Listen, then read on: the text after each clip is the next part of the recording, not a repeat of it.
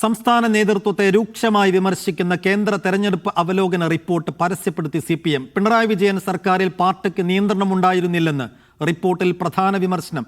സ്ഥാനാർത്ഥി നിർണയത്തിൽ ഉന്നത നേതാക്കൾക്കുണ്ടായ വീഴ്ചയുടെ ഉത്തരവാദിത്തം സംസ്ഥാന നേതൃത്വം ഏറ്റെടുക്കണമെന്നും കേന്ദ്ര കമ്മിറ്റി നിർദ്ദേശിക്കുന്നു.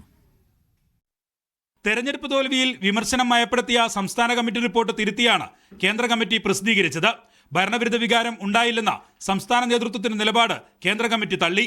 ഭരണത്തിലും പാർട്ടിയിലുമുണ്ടായ അപജയവും വീഴ്ചയും പരാജയത്തിലേക്ക് നയിച്ചുവെന്ന് കേന്ദ്ര കമ്മിറ്റി പരസ്യപ്പെടുത്തിയ അവലോകന റിപ്പോർട്ട് അക്കമിട്ട് നിരത്തുന്നു. ഒരു വിഭാഗം നേതാക്കളും അണികളും അഴിമതിയും സ്വജനപക്ഷപാതവും നിറഞ്ഞ ആഡംബര ജീവിതമാണ് നയിക്കുന്നത്.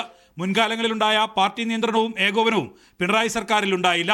സബ് കമ്മിറ്റി രൂപീകരിക്കാത്തത് സർക്കാരിന്റെ നയപരമായ കാര്യങ്ങളിൽ പാർട്ടി ഇടപെടലിന് തടസ്സമായി. ഇത് തെരഞ്ഞെടുപ്പ് തോൽവിക്ക് കാരണമായെന്നാണ് കണ്ടെത്തൽ. പിണറായിയെ മാത്രം ഉയർത്തിക്കാട്ടിയുള്ള പ്രചാരണം തിരിച്ചടിയെന്നും കേന്ദ്ര കമ്മിറ്റി സമ്മതിക്കുന്നു. ഇത് കോൺഗ്രസ് ഉപയോഗപ്പെടുത്തിയെന്നും റിപ്പോർട്ട് ചൂണ്ടിക്കാട്ടുന്നു. സ്ഥാനാർത്ഥി നിർണയത്തിലെ പാളിച്ചകൾക്ക് സംസ്ഥാനത്തെ ഉന്നത നേതാക്കൾക്ക് ഉത്തരവാദിത്തമുണ്ടെന്ന് കേന്ദ്ര കമ്മിറ്റി ഓർമ്മിപ്പിക്കുന്നു. KK ശൈലജയെ മണ്ഡലം മാറ്റി മത്സരിപ്പിക്കാനുണ്ടായ പാർട്ടി കാരണങ്ങൾ ജനങ്ങളെ ബോധ്യപ്പെടുത്താനായില്ല. നേതാക്കളുടെ പൊതുവേദിയിലെ പ്രസംഗങ്ങളിലും വാർത്താ സമ്മേളനത്തിലെ ശൈലികളിലും ജാഗ്രത കുറവുണ്ടായി എന്നും പിണറായിയെയും MV ഗോവിന്ദനെയും ലക്ഷ്യമിട്ട് കേന്ദ്ര കമ്മിറ്റി വിമർശിക്കുന്നു.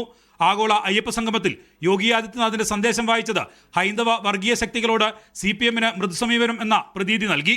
വെള്ളാപ്പള്ളിയെ ഉചിതമായി തള്ളിപ്പറഞ്ഞില്ല. TM ശ്രീയിൽ എല്ലാ ഘടകകക്ഷികളെയും വിശ്വാസത്തിലെടുക്കണമായിരുന്നുവെന്നും റിപ്പോർട്ട് വ്യക്തമാക്കുന്നുണ്ട്. പോലീസിനും ഉദ്യോഗസ്ഥർക്കും ഏകാധിപത്യ സ്വഭാവമായിരുന്നുവെന്നും കേന്ദ്ര കമ്മിറ്റി വിമർശിക്കുന്നു. ഈ വിമർശനങ്ങൾ കൂടിയടങ്ങിയ റിപ്പോർട്ടാണ് സെപ്റ്റംബറിൽ കോഴിക്കോട് ചേരുന്ന വിശാല സംസ്ഥാന സമിതി ചർച്ച ചെയ്യുക. മീഡിയ 1 തിരുവനന്തപുരം.